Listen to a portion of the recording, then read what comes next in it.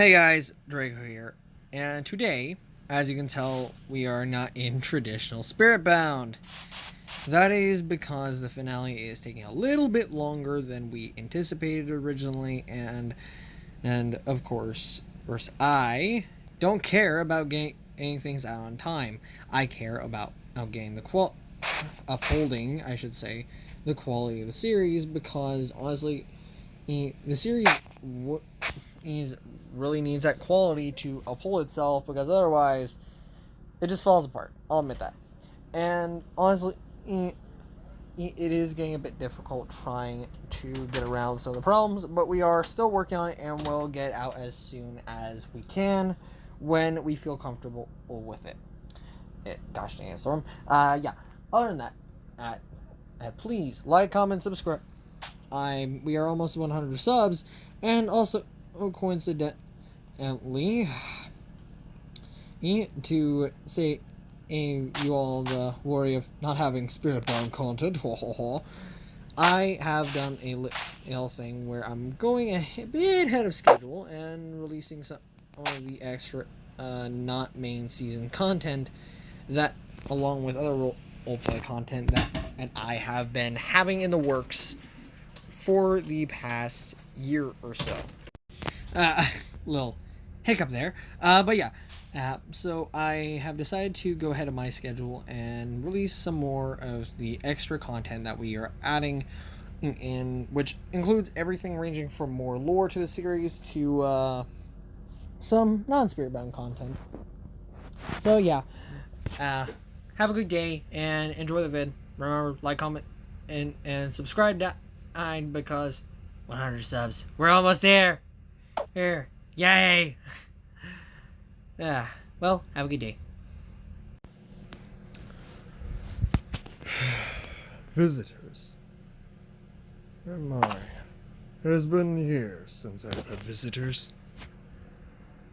Well, in which case, welcome. You may call me the Lorekeeper, or if you prefer formalities, I'm the one they call Jim. Yes, welcome to the Lore Tower. Now, this is a unique entity. Oh, sorry there. Got a bit too close. I'll back up now. I'm sorry. Please forgive me. Yes. Well, either way. Welcome. The Lore Tower is a weird entity.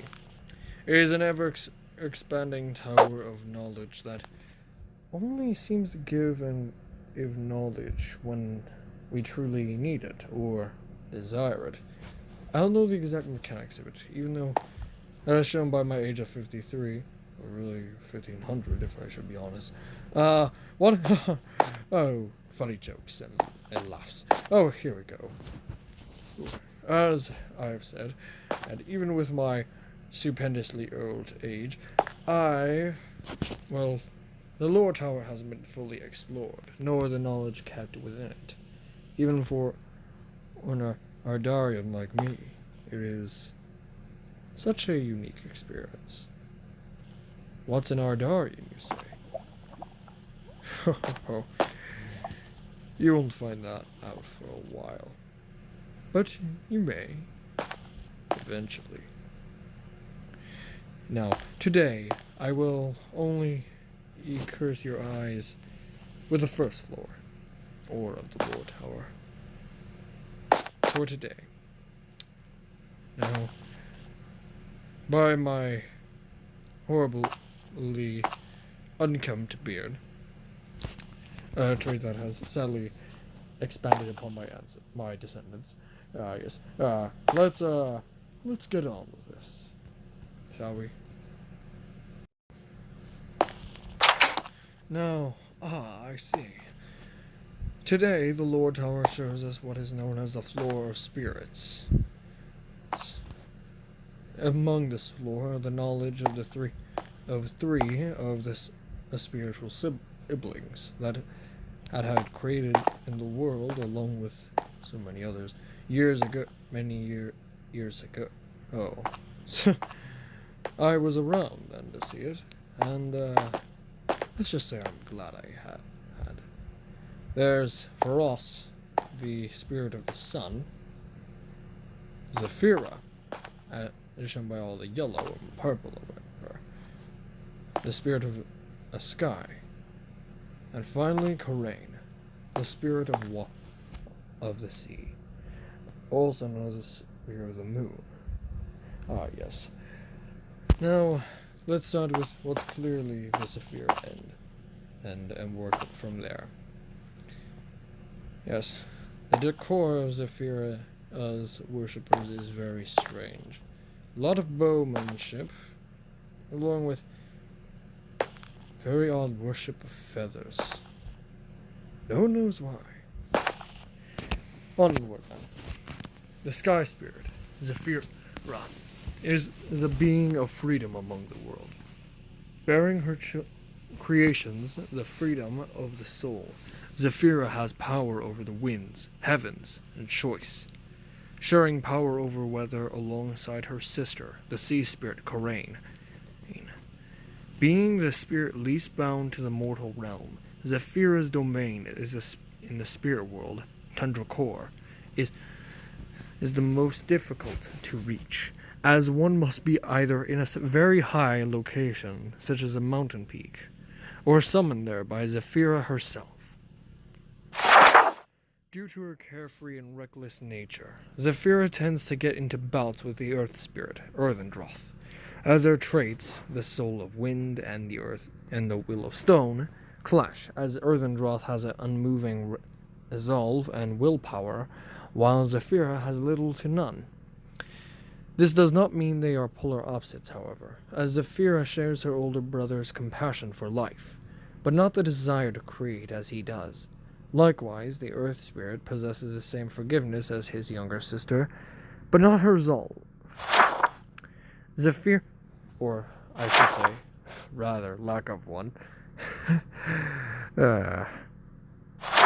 Zephyra is the youngest of the United Spirits, and as such, is the only one capable of such kindness that rivals her eldest brother towards what she has created, albeit few. She is also the only one not to have created a relic that is in the mortal realm. Also, unlike her siblings, she is the only spirit to have had physical contact with her champion without making the champion her vessel, preferring to watch over him and her followers and creations from her domain. While most of the time, Zephyra is highly calm and carefree, like her older sister, should someone anger her, she will bombard the poor fellow with wind strong enough to tear apart anything in her way. Oh, Lord, how are you, funny thing, trying to mess with past feelings? Ah, yes.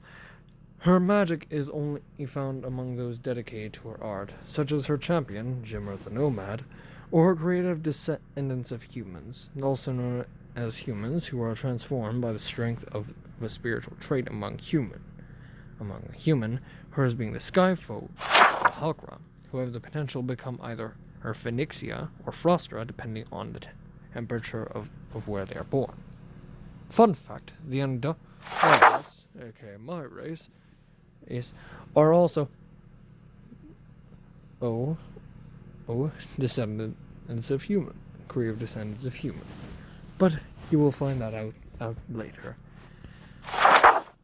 Zephyra is the unspirit who cares for life regardless of their dedication to her other than an Earthendroth, as she gives them the choice of who they follow, rather than enforcing herself upon them. And yet, she is so angry when they do not follow her. But that is a story for another time. Onward to Corain's side. As her symbol, a very noticeable ring, representing the fact that she is very well seen and called upon.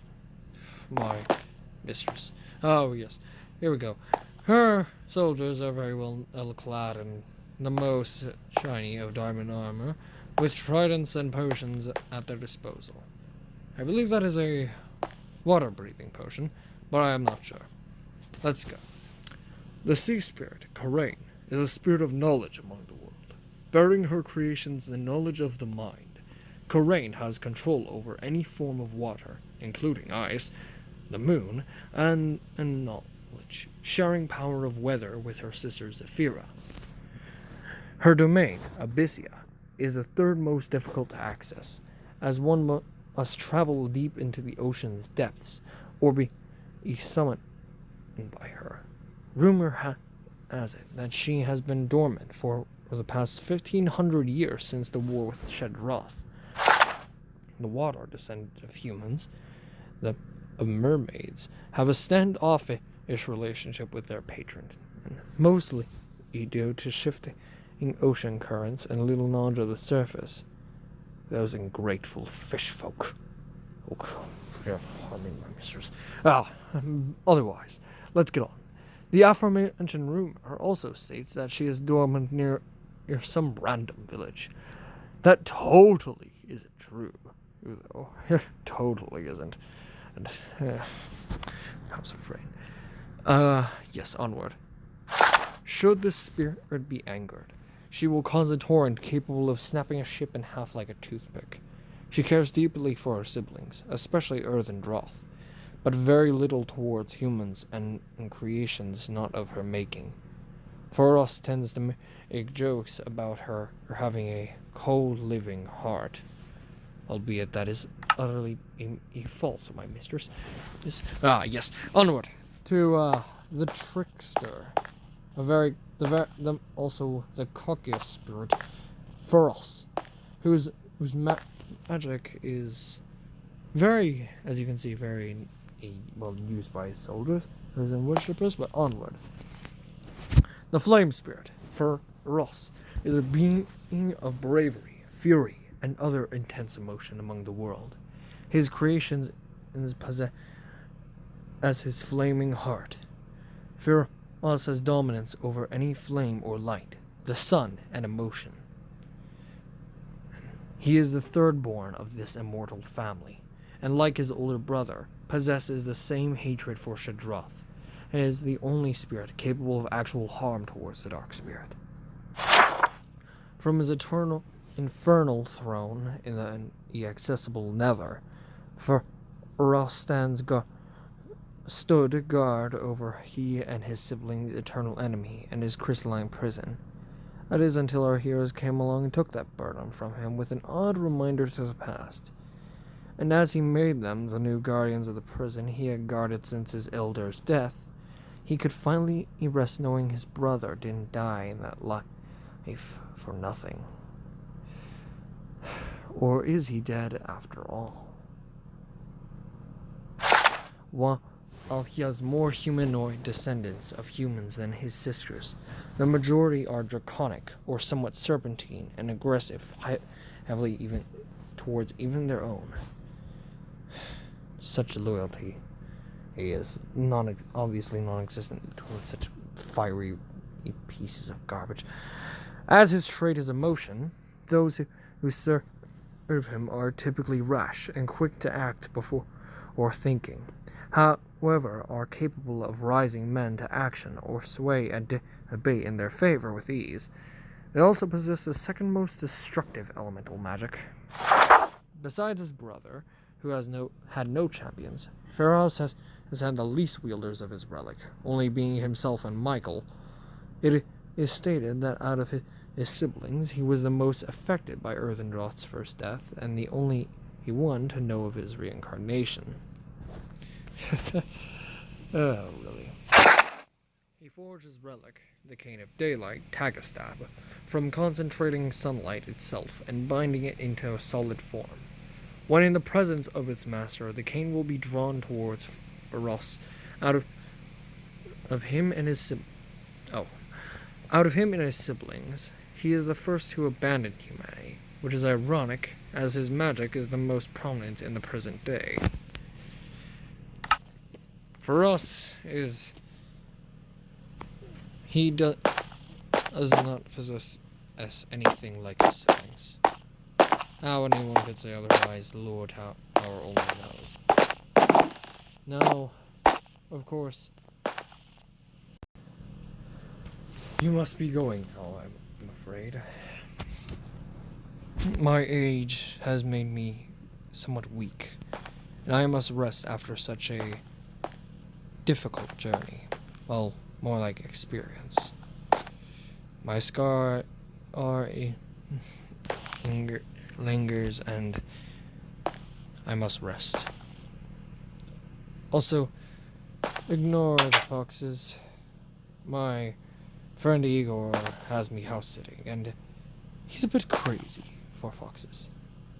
I wonder if that passed on to any of his descendants. Well, goodbye. And have a nice day.